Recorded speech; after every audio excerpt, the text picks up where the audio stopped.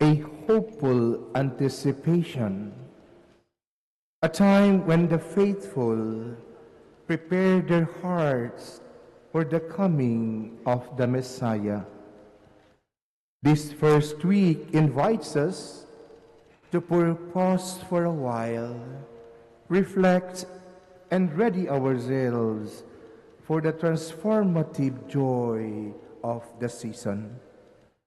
With the prophetic words of the prophet Isaiah and the gospel narratives, we find Isaiah's vision.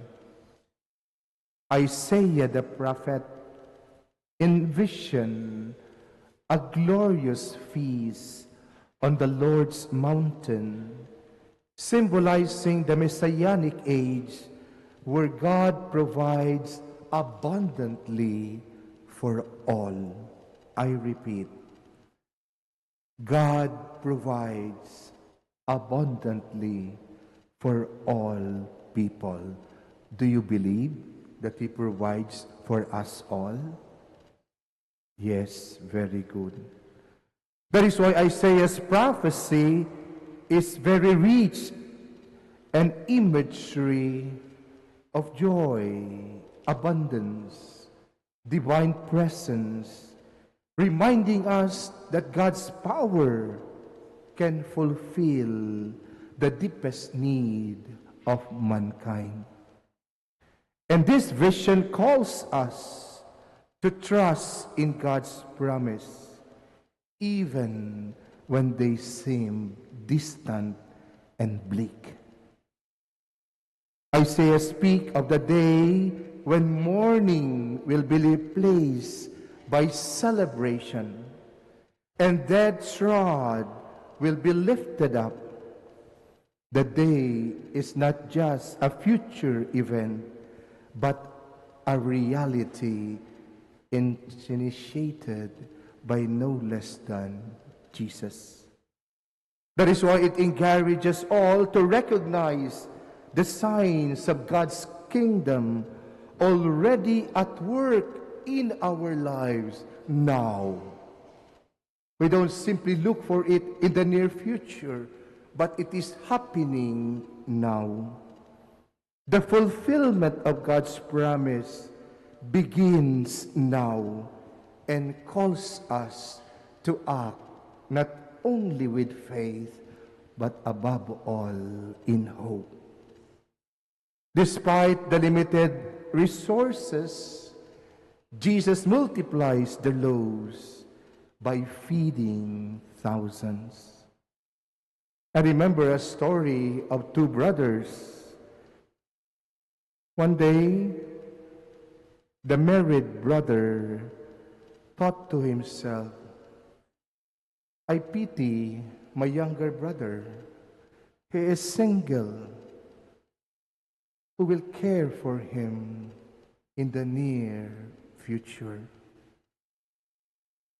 Lo and behold, the single brother also thought about his brother and said, I think it's not fair that we have the produce. I think my brother who is married, who has a family, should have more than me. And so without any gesture, he would, in the evening, sneak in and carry sacks of grains to his brother's barn. And likewise, also the family man would also sneak in at evening at different hours, and he would carry sacks of grains to his brother's barn. Both of them were puzzled for years because their supply never dwindled.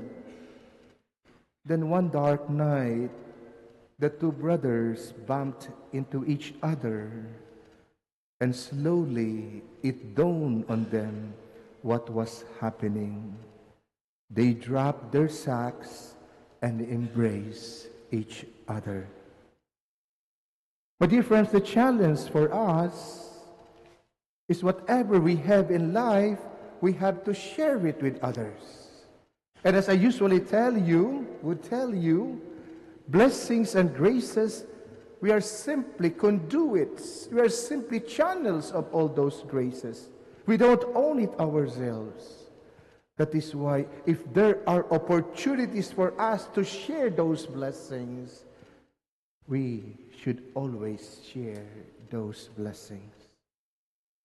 Advent then challenges each and every one of us a similar charity that the Lord has given to us.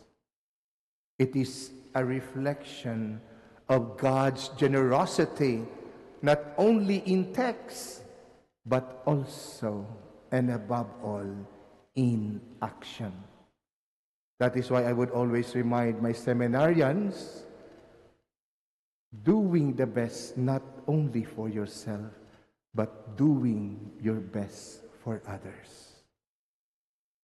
Dapat siguro, more than simply talking, we have to walk the talk. Ang problema po sa atin, we just talk and talk and talk. We have to walk the talk. Sabi ko nga, sorry for the term, ang karamihan sa atin, ngawa ng ngawa, pero walang gawa. You smile at it, but that's the reality, my dear brothers and sisters. We always pinpoint the mistakes on others and never care that I am also at fault. Mea culpa, mea maxima culpa. Why are there suffering around us? Why there is malnutrition? Why there is poverty around us? Why there is hunger around us? It's not because of the few, the rich becoming more richer and the poor becoming more poorer. Let us check on ourselves. Perhaps we also contributed to what they are experiencing right now. I would always say this: no one is so rich that you cannot receive, and yet no one so poor that you cannot give. Do you agree? Kasi karamihan sa atin sasabi, Monsi, paano ako makatulong? Isa rin po akong mahirap, kailangan din akong tulungan. Pero kung tayo'y magtutulungan, kahit may problema, we would know that we will be able to overcome that particular problem because we reach out to each other. I would always remind people this. Here on earth, we are simply angels with only one wing. Why is that so? Because we need to reach out to each other in order for us to reach heaven. How beautiful life would be if everyone in the family, if everyone in the workplaces, in our neighborhood, how to feel with, to empathize, and put oneself in the place of others. A challenge for each of us. Amen.